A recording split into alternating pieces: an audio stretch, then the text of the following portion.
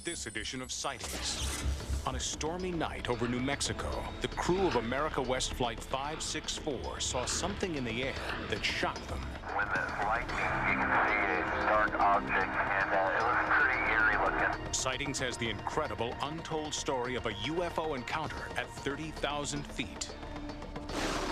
Was it the mysterious lady in black that saved Bob Davidson's life on that lonely stretch of Indiana highway? Or was it fate? I don't know what happened here, but it definitely was a miracle. This man has created a computer program that just might make him the Nostradamus of our age. I predict the most novel event in the history of the world, 2012. And don't try telling Colin Andrews that crop circles are a hoax. He knows better.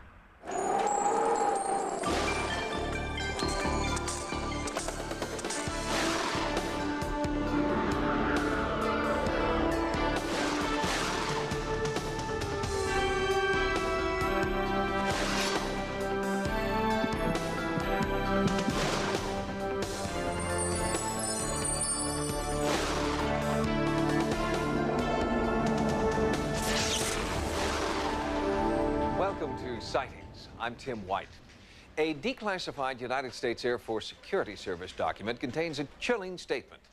It reads, quote, "Sometime in his career, each pilot can expect to encounter strange, unusual happenings, which will never be adequately or entirely explained by logic or subsequent investigation," unquote. It's a public declaration of something many pilots have privately known for years. Even at 30,000 feet, there are UFOs.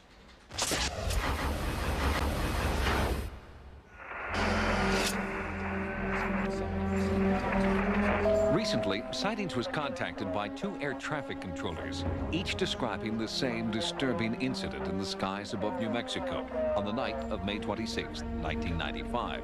Here is part of one of the controllers' message, as recorded on the Sightings hotline, electronically altered to protect the caller's identity. Yeah, I work as an air traffic controller, and a pilot of America West Airlines had seen an object between 300 and 400 feet long. Through the Freedom of Information Act, a Sightings investigative team has obtained the actual radio transmission between a flight control center in Albuquerque and an America West Boeing 757. Based on these transmissions, we've been able to recreate a startling encounter between a commercial aircraft loaded with passengers and an unknown craft 6 miles above the Earth. The voices are real. The words are not scripted. This is the actual transmission recorded at the moment the UFO was sighted. Yeah, off to our 3 o'clock. Get some strobes out there. Can you tell us what it is? But air traffic control cannot tell America West Flight 564 what it is. The object is not on radar. The tone of the radio communication begins to change. There's nothing on the radar on that object that's up in the air. It's up in the air? Affirmative. No, no one knows anything about it. What's the altitude about? I don't know, probably right around 30,000 or so, and the length is unbelievable. Albuquerque controllers contact the military for an earthbound explanation. Anna, go ahead. Hey, do you guys know if there was anything like a tethered balloon or anything released that should be above tie band? No, we haven't heard nothing about it. Okay. Guy at 39,000 says he sees something at 30,000 that the length is unbelievable and it has a strobe on it. Uh-huh. This is not good. Okay. What does that mean? I don't know. It's a UFO or something. It's right in time then. No, we haven't seen nothing like that. Okay, keep your eyes open. Foxtrot Kilo. Dr. Richard Haynes is an aerospace engineer and aviation expert. For the last 30 years, he's been conducting independent research on pilot sightings of UFOs. His collection of pilot reports is the largest in the world. Sightings provided Dr. Haynes with the America West transmissions for his analysis. In fact, where we initially spotted it, it was between the weather and us, and when the lightning, you could see a dark object, and it was pretty eerie looking. Well, the pilot has just discussed the sighting again in a little more detail with air traffic control at Albuquerque. And he said that he saw a dark object because it was back illuminated. Basically, lightning in the cloud at some distance caused the object to be visible. He then said it looked eerie. 3 of us up here saw it. We have only Dr. Haynes's analysis of the event because all attempts to interview the America West crew were politely but firmly denied. There is no law that prohibits them from speaking out, at least not any written law. They don't encourage you reporting it, that's for sure. This man, a United Airlines pilot for 35 years, also had a UFO encounter at 30,000 feet. But it is only now that he is retired and anonymous that he's willing to describe his sighting. When it was ready to leave, it departed at a very high rate of speed, accelerating as it went, and disappeared off into the distance at speeds that I couldn't even estimate. The other crew members have never come forward. Alitalia pilot Graham Shepard is also familiar with the industry's code of silence. It is a commercial judgment that pilots shouldn't speak about this. Unfortunately, it's a fact of life that any UFO, alliance with a UFO sighting or anything unusual about a particular crew member will downgrade the potential of that airline to earn maximum profits. Despite the airline industry's efforts to silence its pilots, these transmission tapes speak for them. After the New Mexico controller's initial call to NORAD was laughed off, NORAD called back. We had someone call here earlier about a pilot spotting an unidentified flying object. Yep, that's us. Okay, well, hey, we're tracking a search-only track kind of up where that might have happened. It's tracking about 390 knots. We've been tracking it for about 3-4 minutes now. I mean, to be going that fast, it's got to be up kind of high. Yeah, you got no code on it, huh? Nope, it's search only. It seems that the radar controller was tracking an object, an unknown, that wasn't transponding. And by law, any craft in controlled airspace must have a transponder. But it's very interesting that ultimately it was seen by the radar controller. This is an historic UFO event. Audio tape confirms that 3 highly trained commercial pilots witnessed an enormous UFO, a UFO confirmed on radar by NORAD Air Defense Command. This is one encounter that cannot be dismissed as a hallucination or a hoax. Something was up there. Are we prepared for its return? I've listened to the American West tape, and my opinion is that it's absolutely authentic. If handled correctly, this tape could be something of a breakthrough. First time in 15 years I've ever seen anything like it. In Mexico City, a 5-year-long flap of UFO activity has commercial pilots running scared. There have been several near misses. Under the auspices of the Mexican Aviation Union, the pilots have formed a coalition to demand a comprehensive, government-backed investigation into the Mexico City flap. Next. Stacy McCall. The night of her high school graduation, Stacy McCall and 2 friends disappeared. Sightings looks for answers.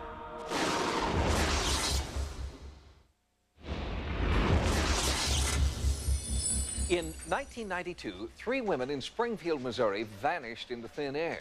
Nearly every high-profile psychic detective in America offered tantalizing clues about the trio's whereabouts, but the case is still unsolved. Now, sightings correspondent Carla Wohl accompanies world-renowned psychic Dorothy Allison to the scene of the crime to search for one missing link.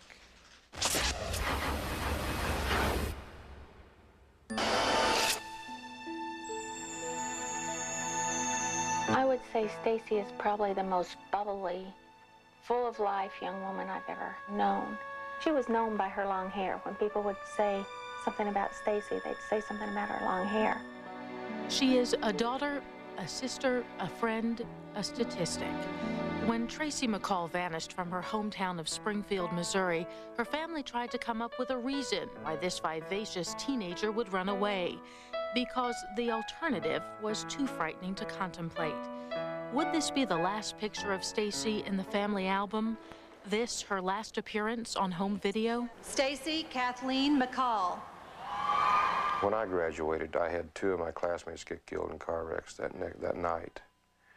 And I remember sitting there thinking, I wonder how many of these young people will not be here tomorrow, not thinking it would ever be happening to me, you know?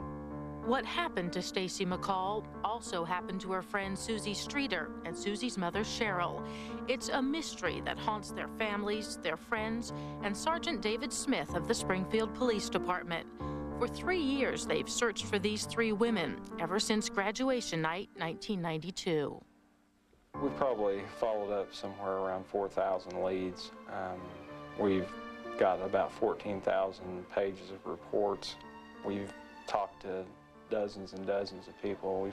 We've conducted around 200 formal interviews, and we're still no closer today than we were when this happened. It would have been quite different if not for a simple change of plans. After the graduation ceremony, Stacy was supposed to join a group of friends for an all-night party in nearby Branson, Missouri. But Stacy decided to stay in town and spend the night at Susie's house. The next day, when Stacy's family tried to get in touch with her, there was no answer. The Springfield police were called to the Streeter house, to the scene of the most baffling crime in the history of this small Midwestern town. When you first showed up at the Streeter house, describe for me what you saw at the crime scene. All 3 cars were there at the house, those owned by Susie, Stacy, and Cheryl. When we went into the house, there were 3 purses that were owned by those 3 people. The beds were unmade as if they'd slept in them. The television set was still on. A Venetian blind was open as if someone had taken a look outside. The front door was unlocked. The porch light had been broken. The fact that Cheryl, a notorious chain smoker, had left her cigarettes behind indicated to police the possibility of foul play. While search crews combed the area, Stacy's parents made this televised plea. Stacy, call home. Call home and let us know that you're okay. But Stacy never called. The case remains wide open. Sergeant, isn't that odd for 3 people to be missing and there be no clues? It's very odd that 3 people would just vanish and we don't have a lead to follow that would lead us in the direction that we need to go. Enter Dorothy Allison, who agrees to step into a case that has stumped several other psychic detectives. Dorothy is undaunted by the fact that so many people believe this case is unsolvable. What kind of things are you hoping that Dorothy will be able to come up with? The most important thing would be to find where Stacy is. If she's alive, where she is. If she's not alive, then we need to be able to put it to rest, so I need to find her remains. Hi there, Sergeant. I'm Dorothy Allison. Nice to meet you. Dorothy's psychic impressions in this case come quickly. Before her arrival, she had envisioned many undisclosed details about the case and provides Sergeant Smith with a specific list of clues. The news is not good. These are the things that people see when they're in a car. They're wondering where they're going before they reach their awful destination, where they are murdered, because I believe they're murdered. I do not believe they're alive. Dorothy has made just one request of the McCall family. Dorothy, you asked for something of Stacy's, and the family has given me her keys. Very good. And also a ring. Okay, that's both good. What will you use those for? I will hold them and try to get some feeling from her by holding it. After her initial visit to the Springfield Police Department, Dorothy asked to be escorted to the scene of the crime. From here, she begins to look for the locations and landmarks on her list, hoping they'll lead her to the 3 missing women. Oh, I know they pass this way. Her psychic list is remarkably accurate. We pass a chemical plant, a trailer park, and a nightclub. But traveling to the gymnastics center where Stacy worked, Dorothy gets her strongest psychic feeling. This I use as my base as to where to look for them. And I would go and find a thick wooded area from here to find them. What in your tummy tells you that this is right? It's just a feeling. I wrote down all the clues that I could find. And every clue, one led into the other, as you noticed today. What Dorothy didn't know is that Sergeant Smith had only recently received a tip from a railroad engineer who'd spotted something suspicious in these nearby woods. He thought he saw a gravesite, and I sent a couple of detectives out to look at it a couple days ago. Less than a quarter of a mile from the woods, Dorothy found the Ramada Inn she had written on her list. Right up there. Yes, so we're on the right track. There was also mention of a royal or theatrical name on the list. The road running along the wooded area Royal Drive. I also saw some old cars, which I see up on the hill there. I feel this is the exact road he took. And on this cold, rainy day, on the actual site where Sergeant Smith is due to search, Dorothy becomes adamant. I really feel this place should be searched. I really do. The search turns up nothing, but this does not deter Dorothy. She knows this site is significant and believes more of her psychic clues need to be followed up. I was a little shocked to see some names and things that I recognized. Probably the police are going to take their own time and check out everything one item at a time. In the meantime, the McCalls have begun a support group called One Missing Link, dedicated to helping others who have missing loved ones. It's their way of making something positive out of a tragic situation. A life with a beginning, a middle, but no end. As a mother, I need to find out where my daughter is. We're a very close family, and this is like leaving a big, empty hole right in the middle of our life. Since Janice and Stu McCall founded One Missing Link, they have helped more than 26 families deal with the disappearance of an older child. One Missing Link is located in Springfield, Missouri. Next, the Chinese government plan to capture Bigfoot. And traveling to the stars at warp speed may be closer than you think.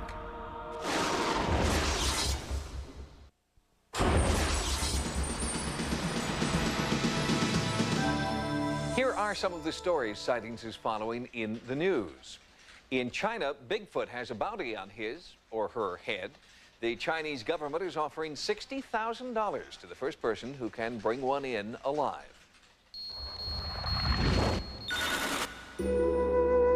In China, the largest scientific expedition ever mounted to search for Bigfoot has been called to a halt after only 2 months. According to researchers, no significant signs of the elusive creature known as Shay Ren have been found. But the failure of the expedition has not lessened popular interest in finding Shay Ren. In the past 70 years, there have been more than 114 Shay Ren sightings by 360 eyewitnesses. Although researchers downplay its significance, the official expedition did turn up hair samples of unknown origin in the Shandong Forest Reserve in central China. Bolstered by this tantalizing finding, the park is keeping independent Shay Ren research alive by offering a monetary incentive to would-be Bigfoot hunters. It's a bounty, the equivalent of $60,000 if you bring one in alive, $6,000 dead, or even $1,200 for authenticated droppings.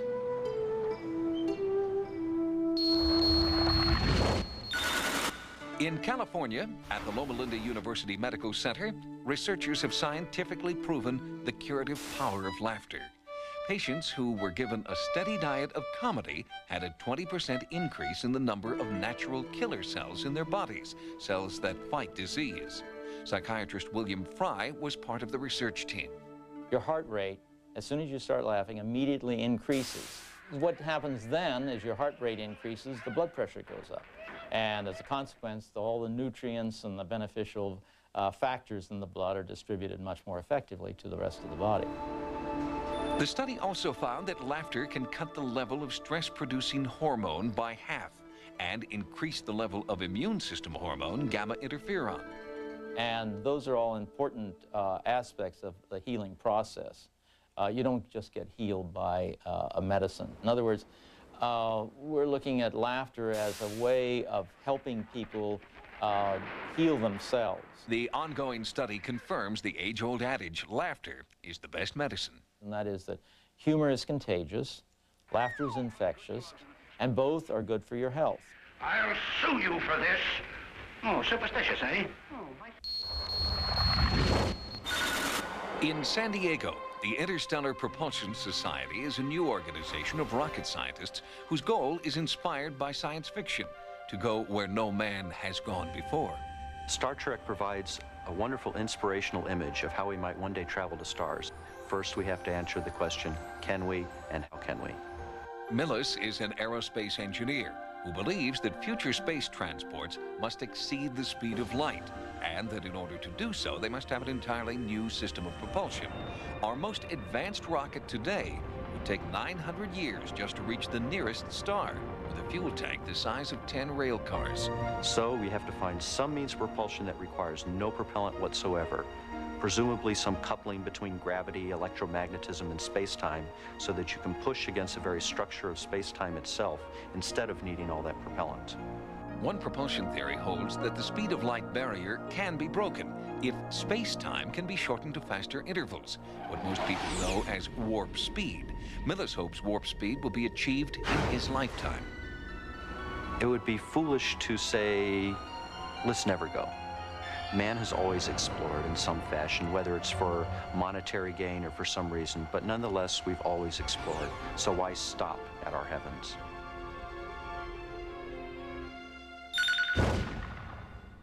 We'll have more stories from the news next time. Now, here's what's coming up on Sightings. To this day, no one has been able to explain the mysterious woman in black who saved Bob Davidson's life 15 years ago. It's an outright miracle. Later, why all crop circles can't be explained as hoaxes.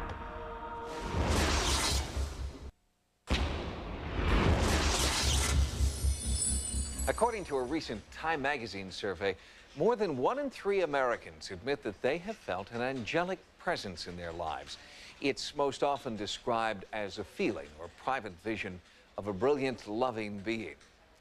Rarely do these angels take on a solid form that can be seen by others, but when they do, as was the case for Bob Davidson, miracles very often follow.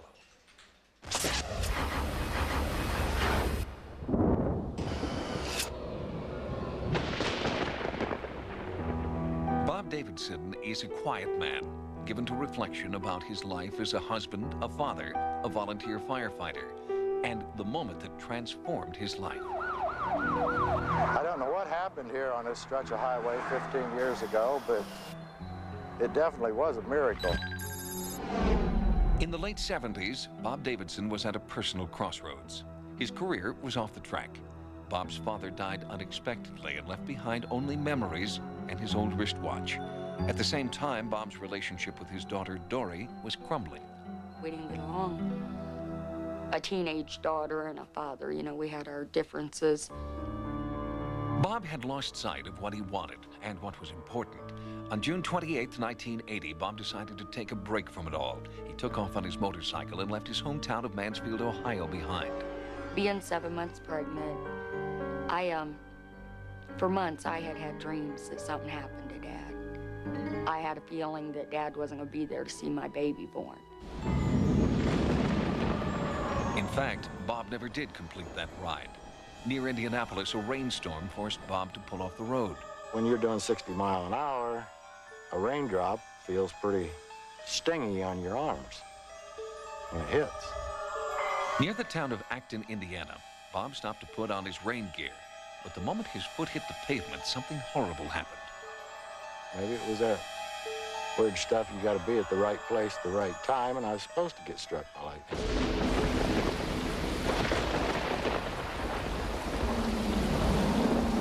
In a single instant, more than 1 million volts of electricity coursed through Bob's body. A passing trucker radioed for help. It was several minutes before paramedics arrived. I mean, when we got there, the man was gray. No sign of life whatsoever. The paramedics called for a medical helicopter, but it couldn't take off in the torrential downpour. Attempts at CPR were failing. When I got there and saw this man, where the lightning struck, it was actually smoldering. I mean, you can actually see it looked like steam coming out of the wound. The stem on his father's watch had welded to the case. His shoes had blown off his feet. Bob had no pulse. I think in the back of all firefighters' minds, you're saying a prayer. Randy Nybert believes what happened next could only have been the answer to his prayers.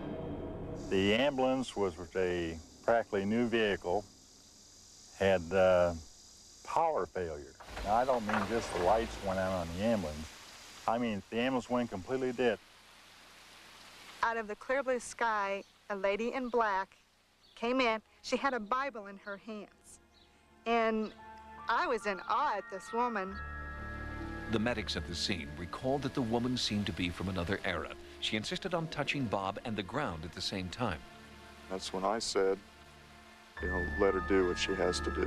Without even thinking about it, the words just came out of my mouth. The woman in black began pounding Bob's chest with her Bible and speaking in a language the paramedics didn't understand. The emergency team watched in silence as the rain poured down on them all. Even with the rain falling, everybody was soaked. She wasn't. She was not remotely wet. Then, the gray, limp body of the man with no pulse began to show signs of life. She looked me right dead in the eyes and smiled.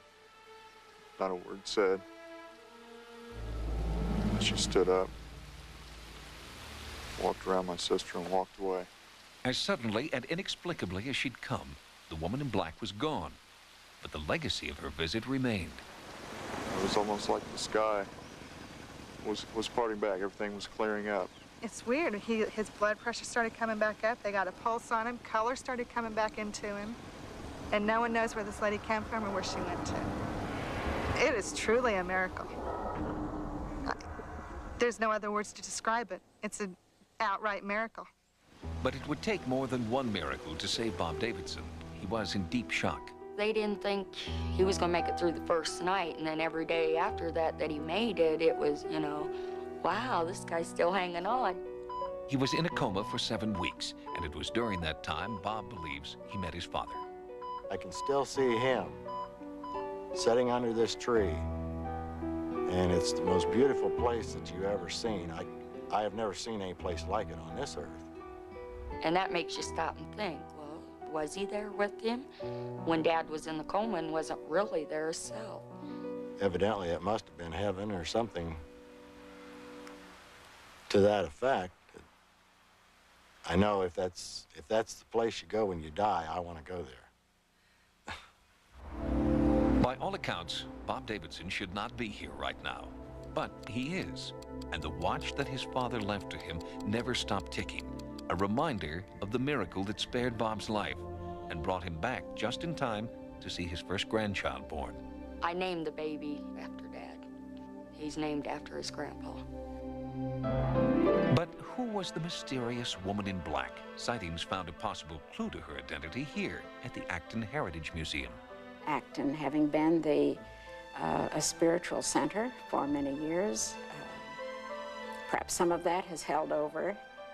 What is now an empty field by a railroad crossing was once a religious retreat started by missionaries in 1859. It was a place for relaxation, worship, and reflection. It was a generation that believed in, maybe more than we do now, in the spiritual powers.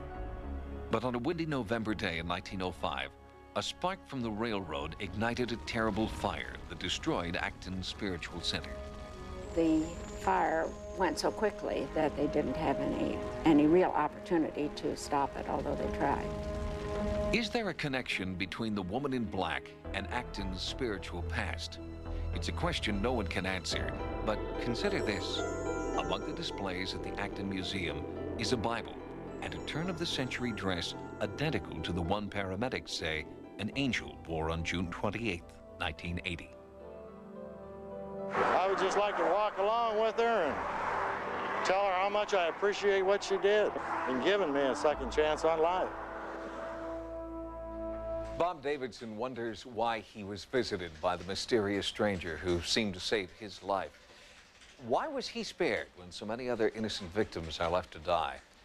It's a question he continues to try to answer every day.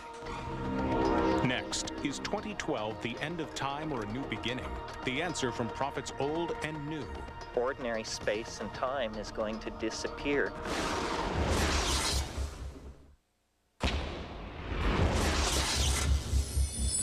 The mysterious 16th century prognosticator known as Nostradamus made several startlingly accurate predictions about the future. His revelations coincide with the equally accurate predictions of a little-known 12th century Catholic priest, Saint Malachi. Both futurists included in their writings suggestions of an apocalypse sometime near the year 2012.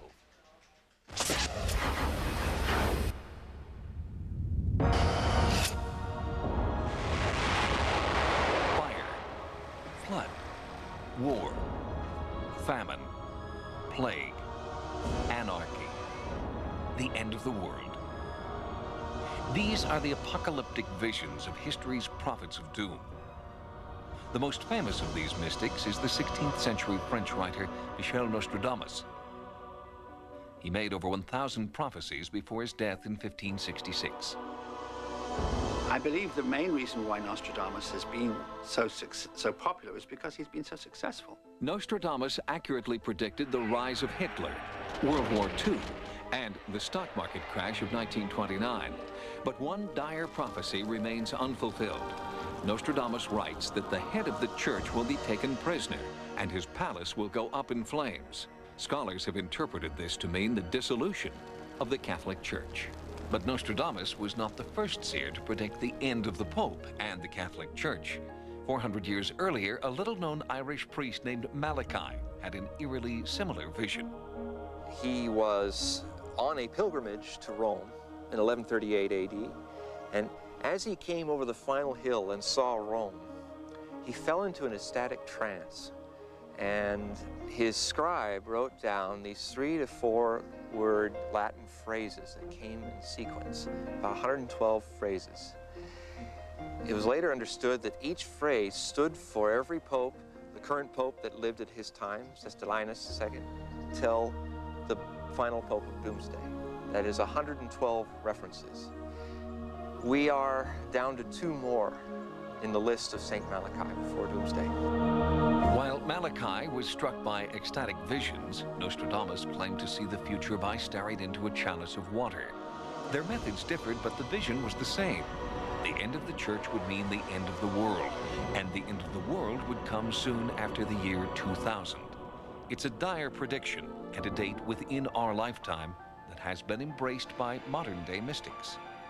I mean a great change. I don't mean the 5-cent cigar or Medicare reform. I mean ordinary space and time is going to disappear. Terence McKenna is an author and explorer who lives on the big island of Hawaii, where he awaits what he believes will be the end of the world as we know it. For McKenna and hundreds of people who have come to embrace his apocalyptic warning, the doomsday clock will run out on a very specific date. I predict the most novel event in the history of the world in 2012. And for a conservative mind, that might look like doomsday, but it isn't doomsday. It's simply that we are moving deeper and deeper into uncharted territory, novel territory, and that's frightening to some people and exhilarating to others. While McKenna's message is much like that of Malachi and Nostradamus, his medium is decidedly 21st century. McKenna's crystal ball is a personal computer running software of his own design called Timewave Zero. I believe that we have in fact discovered the structure of time itself. McKenna developed Timewave Zero in 1970 after studying the ancient Chinese fortune-telling system known as the I Ching. And out of that came a mathematical algorithm that obviously wanted to be a calendar. And when I looked at it as a calendar, I saw that it described the ebb and flow of change in history. When McKenna placed the I Ching's pattern of peaks and valleys over the timeline of history, he made a startling discovery. When the I Ching system dipped, so did the fortunes of the planet. Here, 1356, the Black Death, a third of the population of Europe, dies. And here, the culmination of the Italian Renaissance in 1492 with the discovery of the New World. Over here, the American and the French Revolutions. Here's World War II, and here's us. Because his computer system provides a remarkably accurate picture of the past, McKenna is confident it will prove to be an accurate picture of the future as well. So the predictions of the past give us confidence that what it's saying about the future will also turn out to be true. On December 21st, 2012, the time wave dips off the chart and into infinity. McKenna does not know what would occur on that date, only that it will be the most significant point in human history. One of my guesses is that what we will discover in 2012 that will make this true is time travel.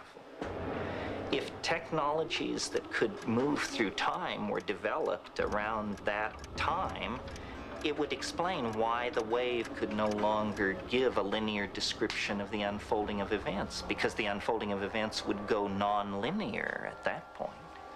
Nearly 500 years ago, Nostradamus predicted similar changes in the time-space continuum that would occur soon after the year 2000. He sees a change in mankind, a new humanity, a new culture that ultimately leads to the human race leaving the planet Earth. They're living in the planets of the constellations Cancer and Aquarius. So when you look up tonight at the sky and you see the stars of the Aquarius constellation, you're seeing the future of humanity. While many of his dire predictions have come true, Nostradamus never claimed his prophecies were irreversible. In fact, he once wrote, "The one who is reasonable can learn from my prophecies how to find the right path." Next, if you think crop circles are fakes, listen to this man. We have seen a whole new family, a whole new range of complexity of the patterns themselves.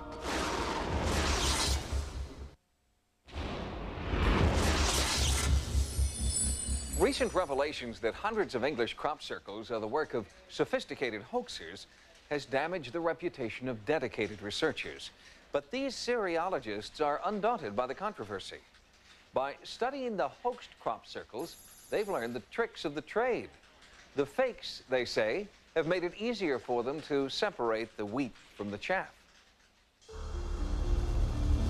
I think hoaxers have taught us all a lesson. They have shown that you can back-engineer many of the features, but you cannot back-engineer all of them. Crop circle researcher Colin Andrews is one of just a handful of full-time investigators determined to discover the source of these beautiful, enigmatic patterns appearing in crop fields from England to Australia. We have looked at the techniques employed by hoaxers. We have, in fact, hoaxed them ourselves. But what happens every time, of course, is that there is evidence that you've been there. With the genuine phenomena, the fingerprint of the spiral, that is the number of revolutions the spirals take from the center of the vortex to completion at the circumference, is also different. And the plants are changed at the cellular anatomical level. This is a field of oilseed rape. It's a very brittle plant. By the lightest touch of the finger, you'll see the bruising that occurs on this. I've removed the hue from the plant, and the damage is evident for everybody to see. Well, if that plant, being in the upright position, as the thousands of them are in this field, received the energy of the crop circle constructor, whoever or whatever that is, this is what would happen. I mean, here's the plant being bent over beyond 45 degrees, down to the horizontal, and snap. We would immediately establish that a circle has been hoaxed by the fact that the plants will knuckle or snap off, just like carrots or celery. In the genuine phenomena, they bend over evenly, they're undamaged, and it is as if a steaming effect has occurred. Andrews, an electrical engineer by trade, first became interested in the crop circle phenomenon in 1983. He was driving to work one morning when a strange pattern in a wheat field caught his eye. I saw 5 circles forming a cross in a field below me, and it was absolutely fascinating. I'd not seen or heard anything like this before. The engineer in me was calling already what actually formed this. Although crop circles have been sighted worldwide, more than 90% of the world's total have been found in southern England, within 40 miles of this circle, Stonehenge. Earlier this year, sightings provided Colin Andrews with a Hi-8 camera to keep an ongoing record of new crop circle activity occurring in this region. This is pretty much a typical day in the life of a crop circle researcher, responding to calls from farmers, police, that a circle has been discovered in a field. It certainly starts at first thing in the morning, responding to those calls and to get up in the aircraft, looking for the patterns wherever they might be. John, where I think we would certainly like to get is north of Andover. This year is only the second year in 12 years that has seen a downward curve. but an increase in complexity of the patterns themselves. We have seen a whole new family, a whole new range of patterns. Many of them resemble galaxies, a series of circles and rings, rotating as if they are circumventing a central feature. As you tick off the list of possibilities, you get closer and closer to being obliged to consider that something external, something which is intelligent, is actually placing them there. Simply considering the possibility that crop circles are the result of non-human intervention has made Andrews and other Siriologists pariahs in the scientific community. I think some of the media have put a funny tag on the subject, and the fact that I am now publicly saying that I believe there is intelligence involved here has, I think, further distanced my professional colleagues from me. So it is very much a lonely life out here. And while Andrews could once count on farmers for free access to their fields, now the farmers have had a change of heart. This year, the National Farmers Union in Great Britain have offered £1,000 for information leading to the very first arrest of those people who are making some of these crop circles. So the attitude certainly has firmed up. A number of farmers have become really actually quite aggressive and have now refused entry to many of the researchers like myself to actually conduct any work whatsoever on their land. Despite irate farmers, mischievous hoaxers, and a skeptical public, Colin Andrews perseveres because he believes the answer to the crop circle mystery is within his grasp. The research, I think, is reaching its final stages. We do have evidence that a phenomena exists. We have some idea as to whereabouts in the electromagnetic spectrum the energy is coming from. I think what we are left with now is to put into position at the primary places we now know they're going to arrive a very, very sophisticated surveillance operation. And we have to record on high-quality, television-quality footage the crop circle makers. The serious study of crop circles is a classic catch-22. To prove that some crop circles are formed by supernatural forces, researchers like Colin Andrews need scientists to conduct controlled studies. But scientists won't do these studies until it's proven that the crop circle phenomenon is not a hoax. If you've had a paranormal experience, please write to us at Sightings. Sightings can also be contacted at America Online at keyword Sightings. At the Sightings Forum, download images, sounds, and QuickTime clips. Also, join us daily in our chat room, live on AOL. Until next time, remember, no mystery is closed to an open mind. For Sightings, I'm Tim White.